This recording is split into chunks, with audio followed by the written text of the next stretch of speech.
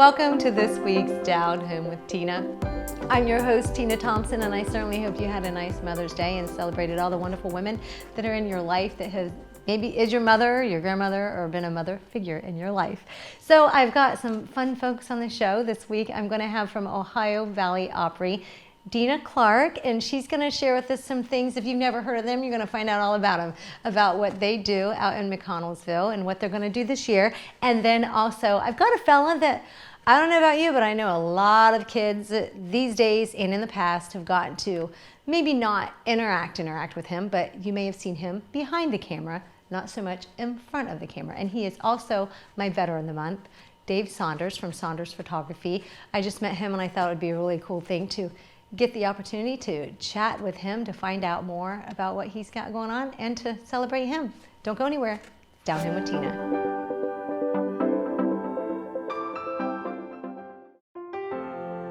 Dagger Law has been part of the Lancaster community for more than 110 years. This is where we live and work. You'll see us at festivals, sporting events, and all around town. We consider our clients as friends, and we walk alongside you through challenging times. Whether you're a growing business, a changing family, facing litigation, planning your future, or dealing with land issues, we're right here. We are local. We are trusted.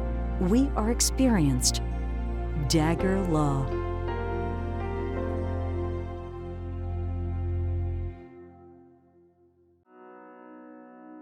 The Frankie Smith Funeral Home and Crematory in Lancaster and the Johnson Smith Funeral Home in Baltimore have a long and wonderful history of serving our community. Feel free to give us a call at 740-653-0652. Stop in and see us at either of our two locations, 405 North Columbus Street in Lancaster and 207 South Main Street in Baltimore. Respect for tradition, regard for change.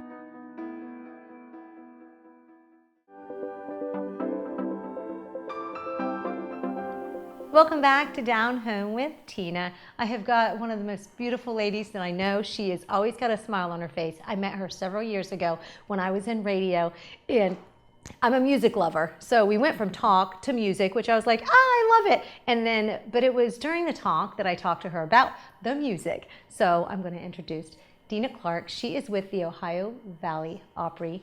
And I'm so excited, Deanna, because you guys, you have so much to share. So do you want to begin with the history of the building? I think that is so fascinating. And it's in McConnellsville. That's right. To the history of the building, to the history of Ohio Valley Opry.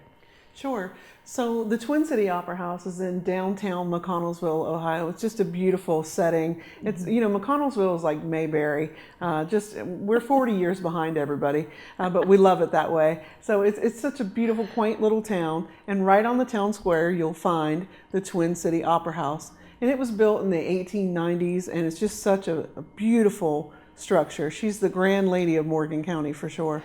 Beautiful, as you said it. And yeah, even when you walk in, I think you can feel the history into the auditorium where Ohio Valley Opry performs.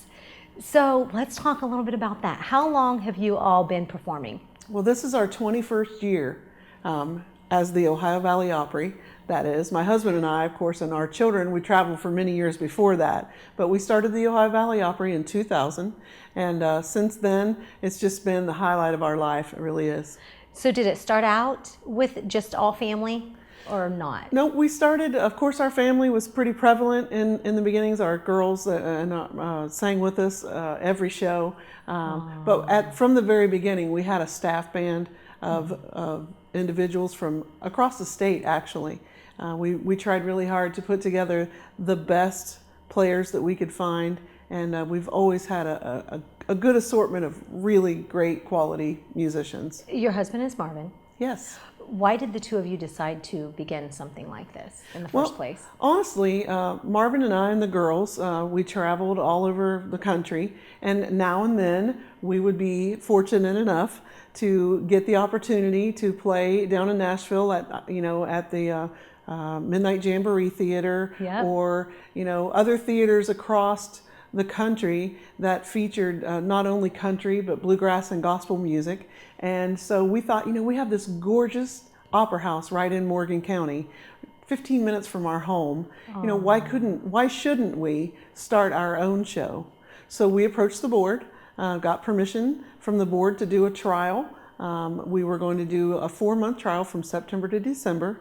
And our 5th show, actually, I should say, our 5th show, which was January, we sold out.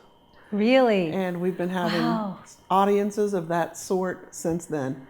What are some of those acts that you've had in the past that have come along with you all? Because you all play, so you perform, you play, you have your band, you said, and you perform and sing and all of that, but you then have different acts to come in and join you. That's right. Of course, we have local talent and regional talent, and we bring in some Nashville artists as well, national talent. We've enjoyed having Ricky Skaggs several times on the show, Connie Smith, Jeannie Seeley, Marty Rabin of Diamond Rio.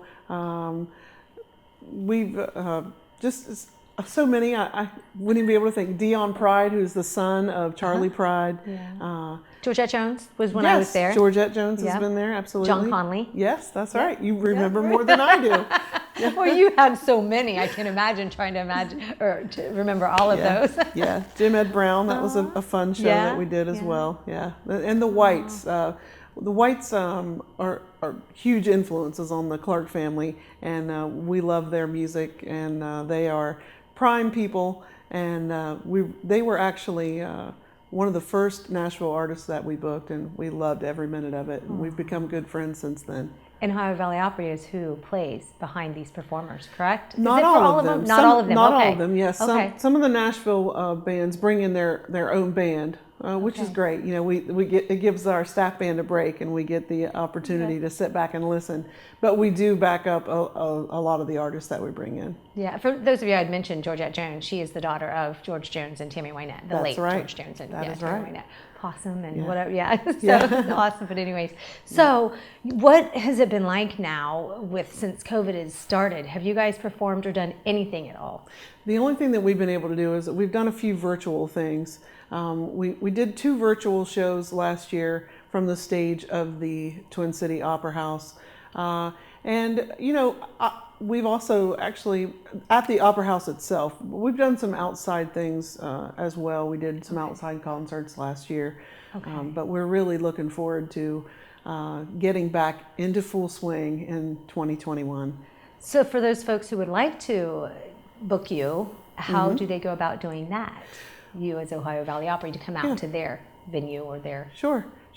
If you want to check us out online, you can sure do that. It's an easy way to find us, ohiovalleyopry.com, or just Google Ohio Valley Opry and you'll find our information there. Wonderful. Now you are getting things ready to do some stuff, aren't you? Which We I'm are. really glad to hear this. So I can't wait for you to share it. So why don't you share that? I'm really excited about 2021. We are doing, of course, our shows will start at in McConnellsville. Good. They're always on the 3rd Saturday night until December, and then in December we move to the 1st Saturday night. So we're excited about that happening there at the Twin City Opera House. That's our home stage.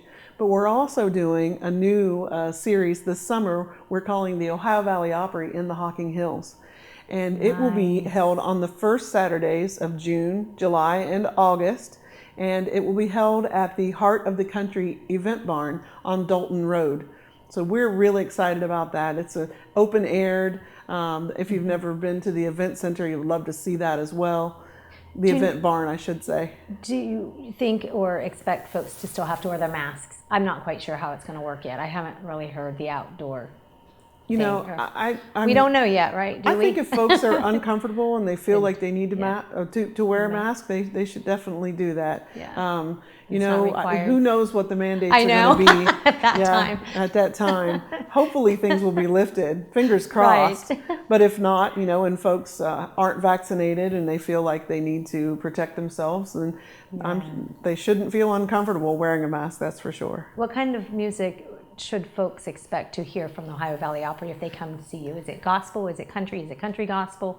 What is it? It's a great mixture of positive country music, bluegrass music, and traditional country, and some newer country as well. It's a great family show. We try to keep everything wholesome and positive, I guess is the the best word to say that.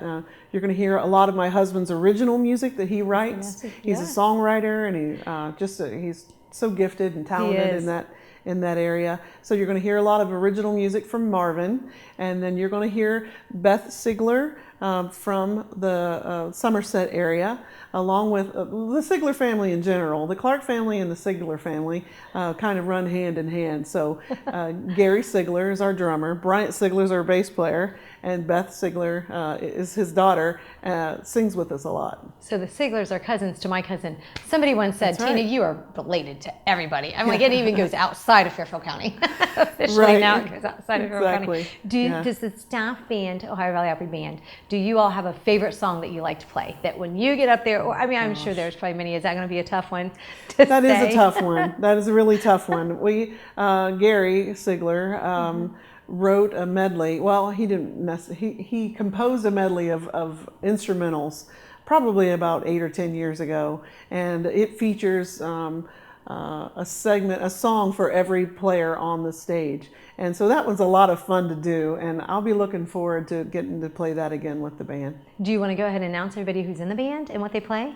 What they Sure. do? If you like? Well, we're kind of in between some players right now, but Are you? always steady. Of course, my husband and I, Marvin and Deanna Clark, Gary Sigler again on the drums, and Brian on the bass. And actually, for our Logan shows that we're doing, Mike Sigler, which is Gary's brother, Yes. is going to be playing the steel guitar for us. People know him because he used to play over in Bremen. That's right. Regularly. That's so right. If that name sounds familiar, that's why. Yeah. So he'll be doing our summer series with us at Logan at the Hocking nice. Hills. Yeah. We have my son-in-law plays guitar and banjo for us, and we have an assortment of fiddlers that we use. Gotta have a fiddler Yeah. player. Gotta.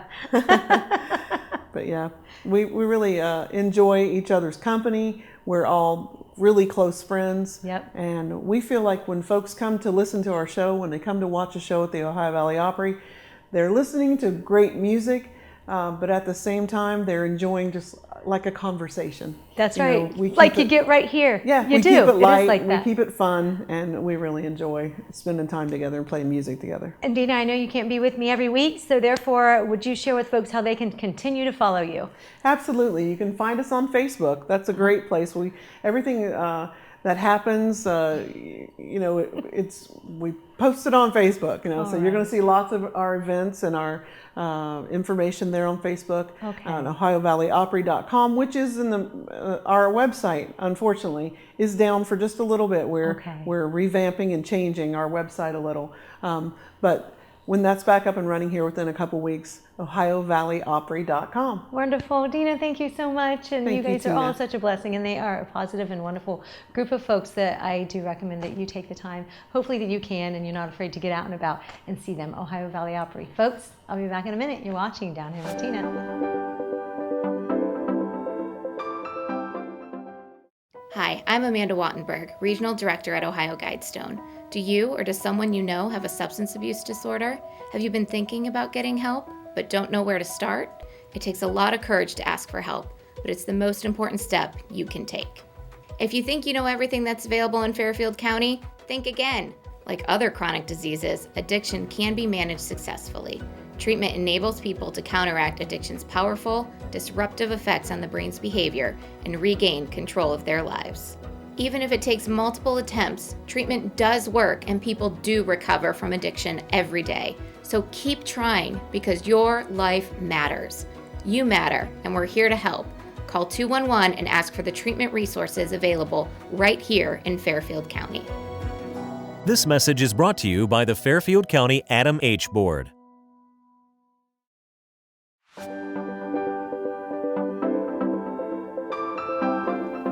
Welcome back to Down Home with Tina. I've got a fella that many of you may know. I know of him. I've known the name for many years. His name is Dave Saunders. But what many of you may not know is that he is a veteran, and he is my Down Home with Tina Veteran of the Month. And I love it when I meet other veterans. And I don't even remember, Dave, how we ended up having the conversation of that. I don't even remember how it was. But I just know that when I heard veteran, and then because you have your photography, so Right. Dave Saunders, Saunders Photography, and you mentioned about a little bit about that. So I'm excited to find out about that, about the history of your family that we were just chatting about a little bit, of all of the veterans that you have. So where do you want to even start? Was it high school? I know you had mentioned that photography had really started and that's where it all went. Yeah, Like, you had to ask about if I'd gotten interested in photography in the military, but it was kind of the other way around. I had wanted to go into the military as a photographer. I got interested in high school in photography. At that age, though, for a school slot, I would have had to wait 2 months longer than when I wanted to leave. So instead of waiting that 2 months, I had an older brother that was already in the military. I said, well, I'll do what he's doing. Well, he was in infantry unit. Okay. So I didn't not know what I was getting to at the time, but it was a good experience. So I ended up the first 4 years in an infantry unit. And actually with my brother as my squad leader for my first year in. Neat. Yeah. Well, I think maybe Well, depends on how he it was a did good it. experience. Yeah, I had just asked to go to Germany, and by the time I got to Germany, he had gotten orders changed to get me to the same base. Well, once we got to the same base, just the paperwork funneled down to where I ended up in his platoon. That's neat. And so it was good for me, and I learned more than he was serious about it. He made it a career. Oh, he did? Nice. He spent his time enlisted, got out, got his commission, and then he retired as a major. Yeah. Those are awesome stories. Yeah. I hear a lot of that. And I think the reason why, and I've shared this before, I'm sure, but it's when you start out as a private, and he may not have, he could have Yeah, been he an did. Yeah, E2 he or started out PFC, at the private very first bottom. class or anything, yes. And they work their way up. There's just something said about those leaders. Yeah. To know how to treat those that are below them. Oh, he did great, and I think it helped him a lot being an NCO first. Yeah, And, exactly. And then being a commissioned officer. So why did you know that you wanted to go in the military to be a photographer? Were there pictures? Was there something that had encouraged you or inspired you? Part of it was cost of college. Okay. That was just unaffordable. So it's my brother seemed to like the military, and I thought, well, that's a second option. So instead of college, I just chose the military. And since I didn't want to wait that 2 months, I did the infantry, which is good. It was a learning experience. Yeah. After that, I did spend 7 years as an Army Reserve photographer. So I was able to switch jobs after the 4 years. Okay. And then do what I had intended to do. Yeah. And so I was still able to do it in the military, and spent 3 years. And that's where we had started talking about the yeah. 83rd. I heard you say something about a reserve unit of the 83rd. Yeah, And I spent 7 years with that unit. And that was really cool because I was just like, 83rd, DCSC, yeah. Yeah. That's where I got my commissioned as a sergeant NCO, non-commissioned officer. I met a master sergeant up there, and he's like, would you? And then he switched me, of course, from my unit, which you probably, I'm sure, were at so many different bases throughout all of those years as a reservist. We did. What we would do is I was with the Public Affairs Office there, and what we did is we put out a magazine called a Thunderbolt, like an Army Reserve or like Army Times, but we just covered all of the reserve units in Ohio, and for a short while part of Kentucky and Michigan, but they did a reconsolidation, so it was just Ohio. Yeah. But there's a lot. There's the medical units, there's bakeries, there's well drilling, anything you can think of almost. There's artillery units, Yep. JAG offices, a little bit of everything. And we would just go where they would do their summer training and do the articles and stories on them. Now, summer training, how often did you do that as a reservist? Like just once a year, or did you do it every weekend that you were on duty? Well, instead of the 2 On the week summers, weekends. you have your 2 week summer camp. We had just 14 days.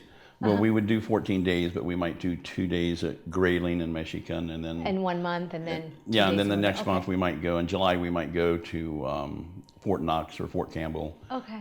or up to Fort McCoy in Wisconsin. Those were the main bases everybody trained at. That is so cool. The only 2 week time I did was one summer I did do 2 weeks because there was a unit going to Germany, and it's like I can go to Germany for 2 weeks. And you did. So I did that. Oh yeah, I would definitely, totally want to do that. So what was it that you? Oh well, wait. I was going to ask about This is so funny because I know that, for instance, like even copy machines and things like that in the military, was photography and the cameras and things like that the same back then? That they were kind of the old school things that you were dealing with, and from then into today.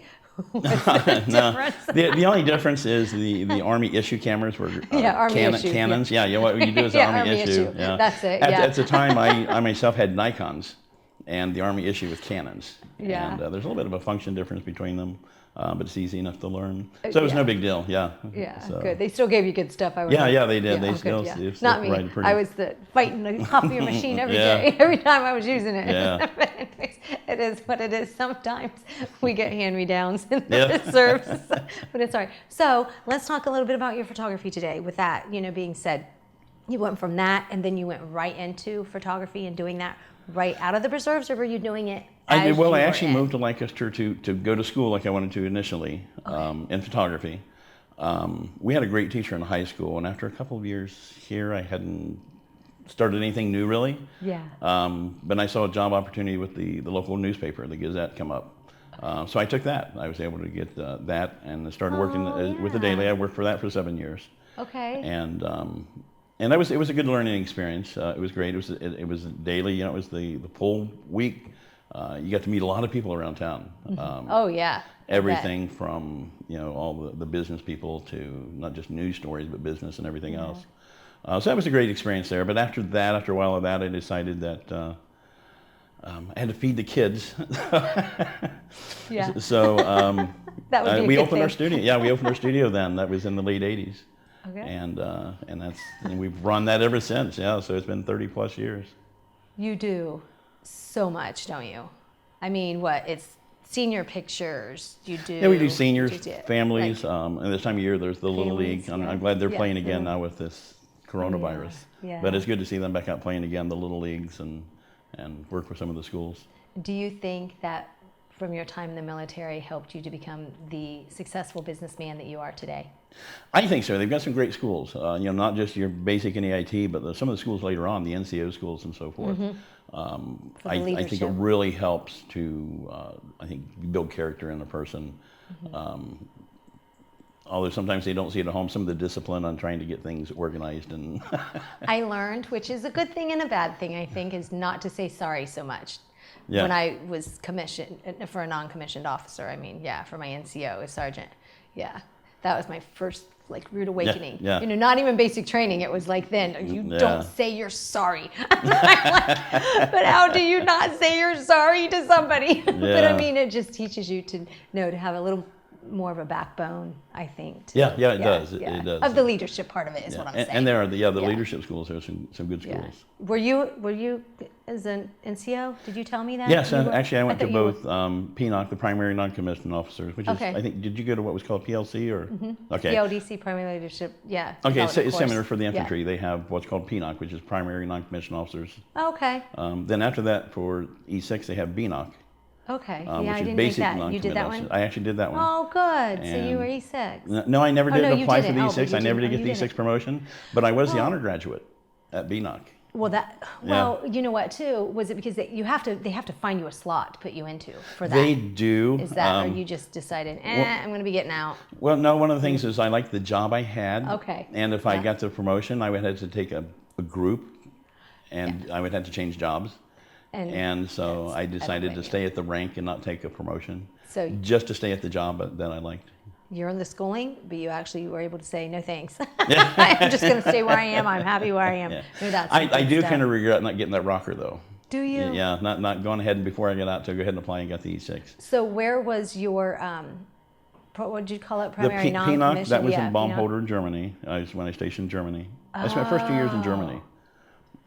So the first 2 years of deployment, or not deployment, but first 2 years of the service was in Germany, and mechanized infantry unit there. What was the most interesting place that you had visited and maybe picture that you had taken during your time in? There may not be just one, I'm sure. Yeah, but the 2 years in it'd be Germany hard. was great. I loved that. That was I feel bad for a lot of soldiers today because Germany was a plush assignment. It was really good. Probably either Egypt or Panama. We had when the, we I had was a chance. Panama. Yeah. I was in Panama. Yeah, we for a went to, minute. when I was with the 101st. They sent us to Panama for jungle school. So that was interesting, but perfect it was place. fun. Not yeah, fun, but interesting. it was interesting. That's a That's good it. Yeah, word. It was interesting to do once. But, To do it once, yeah. Yeah. No, I could see. I could Yeah. understand that. and then and then during the Iran hostage situation in 1980, they sent us to Egypt. So we had a chance to go to Egypt, see the pyramids and so forth.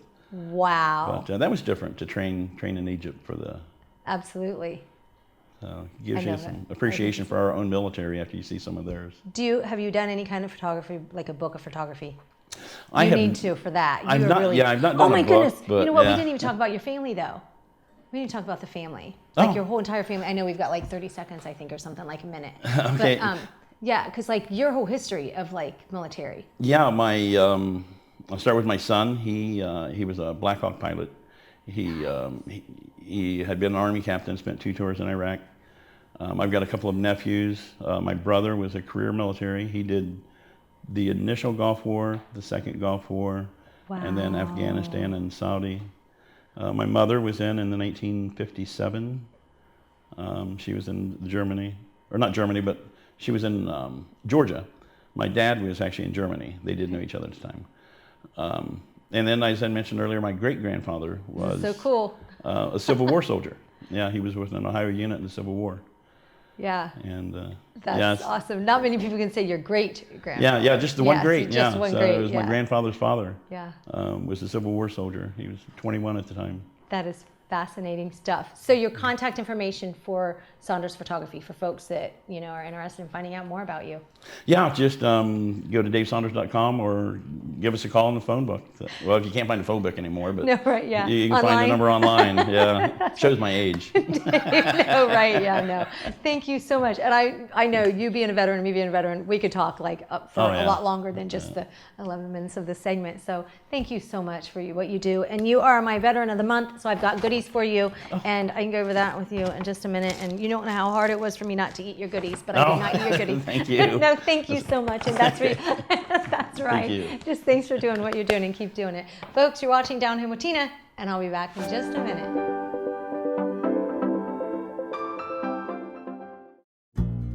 Fairfield Federal. When it comes to our customers and our community, we go above and beyond to help. Our people make the difference. We were retiring from Tucson, Arizona, and we made a retirement trip out around Ohio, having decided that's where we wanted to be. And we came across this town called Lancaster, and we fell in love with the downtown area, where the fountain is, and the memorials, and the flags, and all this stuff. And we looked around, and I said, "There's our bank, right there." There's something to be said about a community bank in your hometown. Right. If you live in the community, you should do business in the community as much as possible. So it makes sense to bank with the community bank where you live. Fairfield Federal is the bank to be at. If you live in this town, or any town actually, you want to bank at a local home bank. And the employees are happy here, they're conversant, customer service is through the roof. There's nothing more you could ask for. Personal or business banking, whatever you need, we take it seriously because we know you do. Stop by today at any of our 3 locations and see why the difference is clear.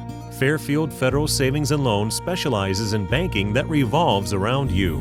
Member FDIC, Equal Housing Lender. You're watching Down Home with Tina, and Down Home with Tina is brought to you by these most wonderful sponsors. And I've got my message to share with you. So I recently started I didn't start it, but I participate in a small group at my church. It's a women's group, and the topic this week was about friendship, and I thought, oh my goodness, that's really cool. And I just wanted to share a little bit about friendship. And one of the things that they did ask in this, and I'm going to ask you as well, is do you have a friend that would walk through the fire with you? And I thought, when I was asked that question, I'm kind of like, okay, so what does that mean? It reminded me, though, of my grandmother from when I was much younger. She said to me, you're lucky if you're going to have one true friend that will be with you throughout your entire life. So if you do question sometimes, you know what friends you have. You're going to have all kinds of different friends, don't get me wrong. And the more the merrier is what I say, because you always have somebody to do something with. But there's that one, I think, that's super special, or 2, or maybe if you're blessed enough, there could be 3 or 4 that would walk through the fire with you and be there with you throughout any times. And there's this book, I can't even get into reading it. It's called Kindred Spirits, Forever Wacky Friends, and I loved it. The author is Susie Toronto, and I got this at I think it was Cracker Barrel is where it was. And the stories in this that you could give to your best friend are just funny and awesome, and the things they talk about, it's like wonderful wacky girlfriends, that's us, and it just talks about some fun things in there. But before I go, I do have my PQ for you today that I just want you to keep in mind. Live every day as though it is a special occasion. Use those dishes, wear that dress, and from your heart, speak to the ones and tell them that you love them. I want to just send you a hugs, and also my hugs, as my friend Steve Roush does, Hugs to you, and I hope you have a blessed week. You're watching Down Home with Tina.